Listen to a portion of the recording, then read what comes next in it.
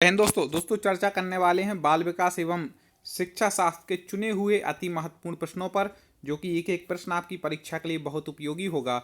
और comment box में आपको भी उत्तर देना है। तो चलिए शुरुआत कर लेते हैं, फटाक से कमेंट करते जाइएगा। शिक्षा के लिए सबसे अनुकूल है, शिक्षा के लिए सबसे अनुकूल क्या है? ये ऑप्शन दिए हैं, आपको बता दें बाल विकास एवं शिक्षा शास्त्र में कभी कभी लगते हैं कि 3 या 4 ऑप्शन सही हैं, लेकिन आपको परफेक्ट ऑप्शन चुनना पड़ता है। तो जल्दी से बता दीजिए। तो यहाँ पर इसमें जो सही उत्तर हो जाएगा वह हो जाएगा, शिक्षा के लिए अनुकूल क्या है? गतिशीलता, मतलब निरंतर चलती रहे। ठीक है ना दोस्तों? टॉप 50 स्टडी यूट्यूब चैनल के माध्यम से हम ये सारी तैयारी आपकी सिलेबस के अनुसार हर सब्जेक्ट की करा रहे हैं। आप ना जुड़े हो तो तुरंत सब्सक्राइब पर क्लिक करके आप हमसे जुड़ जाइए। समय ना गवाइए, अपनी तैयारी को मजबूत बनाना है तो तुरंत चैनल को सब्सक्राइब करिए और जुड़ जाइए। और इसकी पीडीएफ चाहिए हो तो हमारे ऐप को डाउनलोड कर लीजिए, और टेलीग्राम चैनल की लिंक डिस्क्रिप्शन में दी है, तो उससे भी आप जुड़ सकते हैं टेलीग्राम चैनल से। भारत में शिक्षा का प्राथमिक उद्देश्य है, वेरी वेरी आईएमपी प्रश्न है, इसी टाइप के प्रश्न आएंगे। एक एक प्रश्न बहुत उपयोगी होने वाला है, जल्दी से बता दीजिए। तो भारत में शिक्षा का प्राथमिक उद्देश्य है राष्ट्रीय हित की सुरक्षा। ठीक है ना, राष्ट्रीय हित की सुरक्षा करना।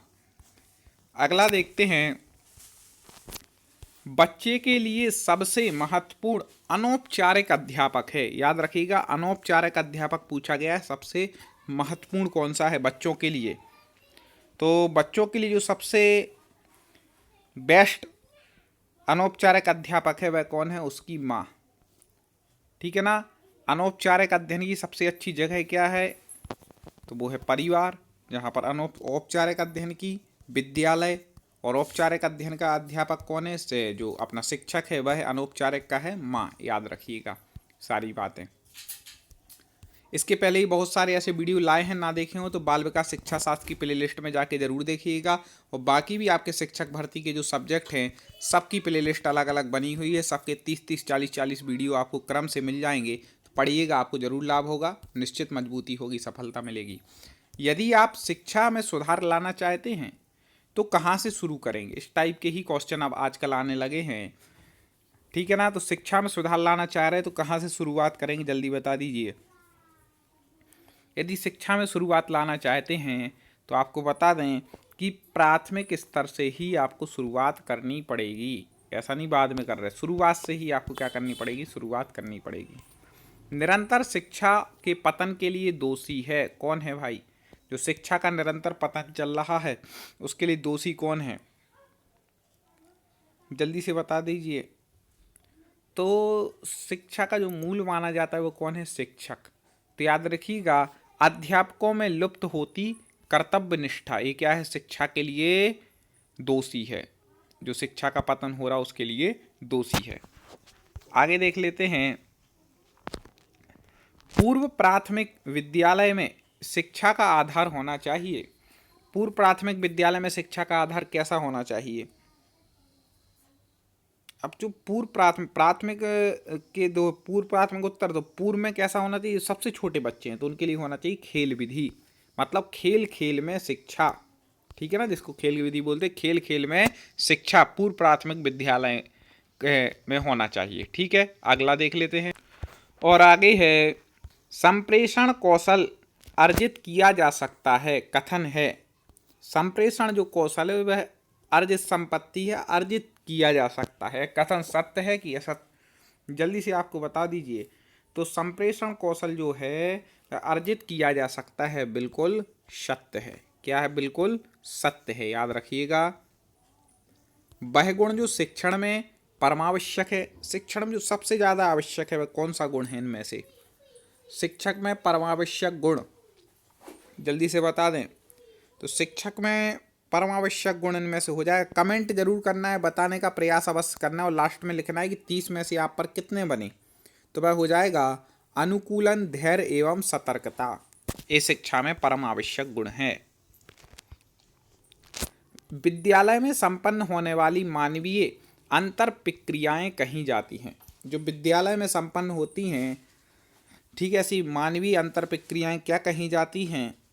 तो उनको बता दें कि उनको कहा जाता है सामाजिक तंत्र। क्या कहा जाता है? सामाजिक तंत्र। कई मित्र तो बिल्कुल मैंने देखा कि 25+ उत्तर लाते हैं, और जो 25+ ला रहे वो सिलेक्शन के करीब हैं, ठीक है ना।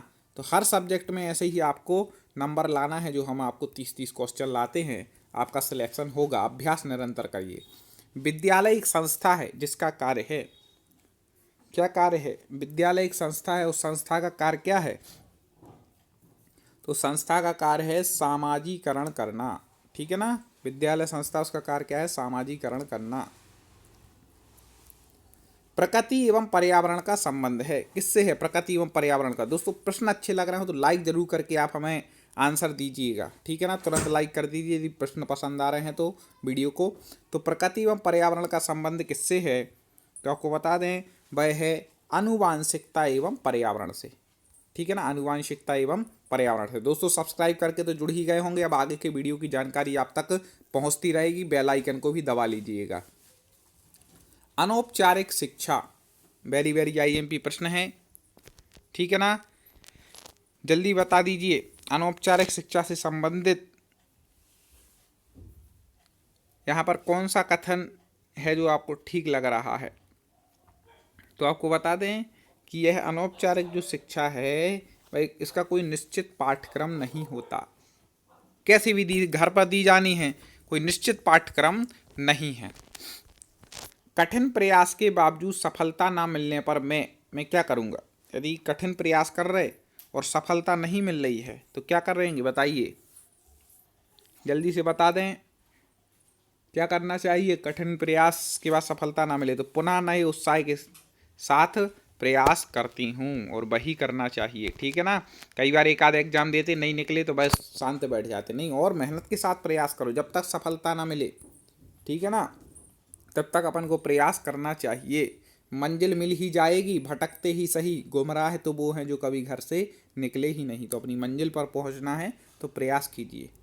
आपके विचार से मूक बधिरों को शिक्षित किया जाना क्या है?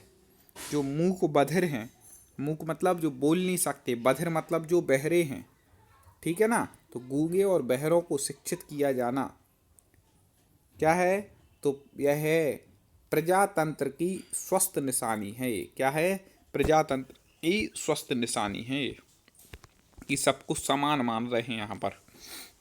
यदि छात्र पाठ्यक्रम में रुचि नहीं ले रहे तो आप क्या करना पसंद करेंगे? आपको लग रहा है कि जो पाठ्यक्रम है उसमें छात्रों की रुचि नहीं है, तब आप क्या करेंगे एक शिक्षक होने के नाते? तो आपको बता दें कि यदि छात्र पाठ्यक्रम में रुचि नहीं ले रहे हैं तो एक शिक्षक होने के नाते आपको क्या करना पड़ेगा? अरुचि का कारण जानने का प्रयास करना पड़ेगा। रुचि क्यों नहीं ले रहे, कहाँ पर कमी रह गई, क्या सुधार होना है, इस बात का आपको जानकारी लेनी पड़ेगी। आपकी दृष्टि में छात्रों का अधिकतम मानसिक, सब प्रकार के प्रश्न हम लाए हैं, कठिन भी लाए हैं, सरल भी लाए हैं, मीडियम भी, मिक्स हैं ये। आप पूरे वीडियो हमारे देख लेंगे, लगभग 10, अभी 4-5 पहले अपलोड हो चुके हैं, 4-5 और आने हैं, तो ये लगभग आपके जो प्रश्न कंप्लीट होंगे बहुत महत्वपूर्ण हो जाएंगे। तो आपकी दृष्टि में छात्रों का अधिकतम मानसिक विकास होगा, जल्दी से बता दीजिए कैसे होगा? तो वह होगा मानसिक कार्यों के उचित वातावरण द्वारा। किसके द्वारा होगा? मानसिक कार्यों के उचित वातावरण द्वारा होगा। विशेष आवश्यकता वाले बच्चों को शिक्षा उपलब्ध कराई जानी चाहिए। कैसे कराएंगे? जो विशेष आवश्यकता वाले हैं उन बच्चों को शिक्षा अलग बिठा देंगे, या कैसे कराएंगे? विशेष विद्यालय में भेजेंगे, क्या करेंगे? तो आपको बता दें, उनको भी अन्य सामान्य बच्चों के साथ शिक्षा देनी चाहिए। क्यों देनी चाहिए? क्योंकि वो अपने आप को हीन महसूस ना करें, अलग महसूस ना करें, समाज से भिन्न महसूस ना करें, इसलिए उनको अन्य सामान्य बच्चों के साथ ही शिक्षा देनी चाहिए, याद रखिएगा। कक्षा में विद्यार्थियों की रुचि बनाए रखने के लिए एक शिक्षक को उचित है, कई बार पूछा गया ये प्रश्न है, वेरी वेरी आई पे घुमा फिरा करके ऐसे ही प्रश्न पूछा जाता है। तो कक्षा में विद्यार्थियों की रुचि बनाए रखने के लिए शिक्षक को सबसे बेस्ट तरीका होता है वह है प्रश्न पूछना चाहिए। प्रश्न पूछेंगे, उनकी रुचि जागृत होगी, उत्तर देने के लिए चिंतन करेंगे, वो ध्यान से सुनेंगे। डिसलेक्सिया संबंधित है, जल्दी से बता दीजिए डिसलेक्सिया किससे संबंधित है? ये अधिगम अक्षमता से संबंधित प्रश्न है। एक आध प्रश्न ऐसा भी आता है अधिगम अक्षमता वाला, इसका हमने वीडियो बनाया है। हमारी बाल विकास एवं शिक्षा शास्त्र की जो प्लेलिस्ट है उस पर कुछ कक्षाएं भी पढ़ाई गई हैं और कुछ ऐसे अभ्यास भी आए हैं, तो दोनों आप देख लेंगे तो आपको मिल जाएगा कि डिसलेक्सिया जो है वह पठन के विकार से संबंधित है। जिसको पठन में विकार हो रहा है, अच्छे से पढ़ नहीं पा रहा, उसको समझ लेना चाहिए कि डिसलेक्सिया नाम की बीमारी है। आप देखते हैं कि एक छात्र बुद्धिमान है। अब आप क्या करेंगे? आपको पता है कि एक छात्र है जो बुद्धिमान है, क्या करेंगे? 3 ऑप्शन ए हैं और चौथा ऑप्शन ए दिया है। तो चौथा जो ऑप्शन है वह जैसे अधिक प्रगति कर सके उस तरह उसे अनुप्रेरित करेंगे। जैसे उसकी प्रगति हो सके वैसे उसको क्या कहेंगे? अनुप्रेरित करेंगे। समन्वित शिक्षा की सफलता निर्भर करती है। किस पर निर्भर करती है समन्वित शिक्षा की सफलता? तो आपको बता दें कि समन्वित शिक्षा की सफलता करती है पाठ्य पुस्तकों की उत्कृष्टता पर। किस पर निर्भर है? पाठ्य जो पुस्तक हैं उनकी उत्कृष्टता पर निर्भर करती है। बच्चों में संवेगात्मक समायोजना प्रभावी होता है। दोस्तों लाइक ना किया हो तुरंत कर दीजिएगा, इतना निवेदन है। लाइक कीजिए वीडियो को और कमेंट में ज़रूर बताना है कि आप किस एग्जाम की तैयारी कर रहे हो। उस एग्जाम का नाम बस लिख दीजिए जिससे और अच्छे अच्छे प्रश्न हम उसके लिए ला सकें। तो बच्चों में जो संवेगात्मक समायोजना के लिए प्रभावी है वह कक्षा में शिक्षण और व्यक्तित्व निर्माण में, अनुशासन में, ये सभी इसका उत्तर ठीक हो जाएगा, तीनों में है। निःशक्त बालकों की शिक्षा के लिए प्रावधान किया जा सकता है। निःशक्त बालक हैं जो, उनकी शिक्षा के लिए प्रावधान किया जा सकता है। क्या प्रावधान होगा? मुख्य धारा में डालकर, समावेशित शिक्षा द्वारा, समाकलन द्वारा, और इनमें से कोई नहीं। तो अभी मैंने आपको बताया था कि जो निःशक्त हों या कोई अधिगम अक्षम कुछ भी हो, कोई कमी है यदि बालक में, तो उनको समावेशित शिक्षा के द्वारा उनको समान शिक्षा दी जाए, अन्य विद्यार्थियों के साथ भी समान रखा जाए, तो उनको क्या किया जा सकता है? निःशक्त बालकों के लिए शिक्षा प्रावधान किया जा सकता है। शिक्षा का मुख्य उद्देश्य है, वेरी वेरी आईएमपी प्रश्न है, शिक्षा का उद्देश्य क्या है? अच्छी नौकरी मिल जाए, यही है ना? नहीं भाई, ये कभी नहीं लगा के आना। व्यक्ति भली आज के समय लोग नौकर बनने के लिए पढ़ रहे हैं, क्योंकि जो नौकरी करता है वो कौन कहलाता है? नौकर ही कहलाता है। लेकिन शिक्षा का उद्देश्य ये नहीं है मुख्य उद्देश्य, ये तो मिलेगी ही अच्छे से पढ़ेंगे, ठीक है ना? तो शिक्षा का मुख्य उद्देश्य क्या है? बालकों के अंतर्निहित शक्तियों का विकास करना, हमारे अंदर जो शक्तियां हैं उनका विकास करना, उन कलाओं का, ठीक है ना, उस बुद्धि का विकास करना, यही है। तो अंतर्निहित शक्तियों का विकास करना। विद्यालयों में बढ़ती अनुशासनहीनता का मुख्य कारण क्या है? ठीक है ना? कई लोग बोल रहे हैं आजकल के बच्चे ही 5G पैदा हो रहे हैं तो वैसे ही वो शैतानी करते हैं। ऐसा नहीं है। अनुशासनहीनता जो बढ़ रही है उसका मुख्य कारण क्या है आपको बता दें। उसका जो मुख्य कारण है वह है सही मार्गदर्शन का अभाव। बच्चे को सही मार्गदर्शन करने वाला नहीं है। मार्गदर्शन कौन कर सकता है? जो खुद सही मार्ग पर चल रहा हो। अब उसको बताने वाला सही मार्ग पर नहीं है तो मार्गदर्शन क्या करेगा? ये मेन है। छात्रों के व्यावसायिक चयन पर माता पिता का प्रभाव भी पड़ता है। ठीक है ना? छात्र के व्यावसायिक चयन पर माता पिता का भी प्रभाव पड़ता है। किस चीज़ का? उनके व्यवहार का, या फिर समाज के उनके पद का, या उनकी शिक्षा का, उनकी आदतों का। तो उनकी शिक्षा का प्रभाव पड़ता है। किसका? उनकी शिक्षा का। सी उत्तर ठीक हो जाएगा। दोस्तों मैंने जैसा कि कहा था कि कमेंट में बता देना आप किस एग्जाम की तैयारी कर रहे हैं, तो और अच्छे प्रश्न लाने का प्रयास करेंगे। बहुत महत्वपूर्ण प्रश्न है तो आप जरूर पढ़ें। बच्चों की रचनात्मक प्रतिभा किसमें दिखती है? किसमें दिखती है बच्चों की रचनात्मक प्रतिभा? तो आपको बता दें बच्चों की जो रचनात्मक प्रतिभा है वह अलग हटकर सोचने में दिखती है, कि उनमें कोई रचनात्मकता है। सामान्य दूसरों की देखा देखी करने में नहीं होगी, जो अलग हट के सोचेंगे उसमें उनकी रचनात्मकता दिखेगी, कुछ नया करने की जो होगी। छात्रों द्वारा छात्र संघ के चुनाव कराने का दबाव पड़ने पर प्राचार्य के रूप में आप क्या करेंगे? कई लोग बोले हमें तो शिक्षक बनना है, प्राचार्य थोड़ी ना। अरे भाई, आगे बढ़ोगे कि नहीं? जिंदगी भर शिक्षक ही बने रहोगे। अच्छे से कार्य करोगे, प्रयास करोगे तो प्राचार्य भी बनना है, ठीक है ना? तो अब प्राचार्य के रूप में यदि आप हैं तो क्या करेंगे? जल्दी से बता दीजिए। तो आपको बता दें इसका जो सही उत्तर हो जाएगा कि छात्र संघ का चुनाव जो हो रहा है तो उनकी समस्याओं को जानकर समाधान करने का प्रयास करेंगे। उनकी समस्याएं क्या हैं तो उनको समाधान करना है, ठीक है ना? यदि शिक्षा को व्यवसायोन्मुखी बनाया जा सके तो, यदि शिक्षा व्यवसायोन्मुखी हो जाए मतलब व्यवसाय के लिए हो, तो क्या होगा? इससे बेरोजगारी में कमी होगी, छात्रों में अध्ययन के प्रति रुचि की वृद्धि होगी, राष्ट्रीय अर्थव्यवस्था में सुधार होगा, समय धन का सदुपयोग होगा। तो ये सबसे बेस्ट इसका हो जाएगा, राष्ट्रीय अर्थव्यवस्था में सुधार होगा, क्योंकि अर्थव्यवस्था बढ़ेगी, ठीक है ना। लेकिन केवल व्यवसाय उन्मुखी शिक्षा नहीं होनी चाहिए, याद रखना हमेशा।